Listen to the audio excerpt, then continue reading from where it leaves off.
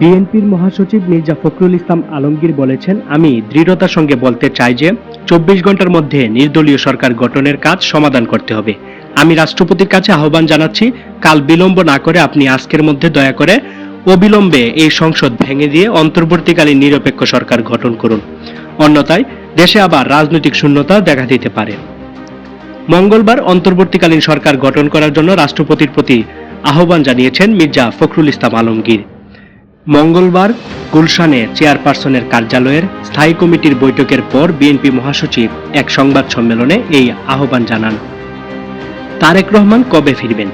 এমন প্রশ্নের জবাবে মির্জা ফখরুল ইসলাম আলমগীর বলেন, তারেক রহমান যখনই মনে করবেন হি ক্যান কাম ব্যাক, আমরা আমাদের অলরেডি অনুরোধ জানিয়েছি যে দ্রুত চলে আসেন, সেই ব্যবস্থা হবে ইনশাআল্লাহ। খালেদা জিয়া প্রসঙ্গে তিনি বলেন, ম্যাডাম সবাইকে প্রথম যে বলেছেন সবাইকে শান্ত হতে বলো। এখানে এমন কোনো পরিস্থিতি তৈরি যেন না হয় যাতে অর্জিত বিজয় চিনিয়ে নিয়ে যায় কেউ।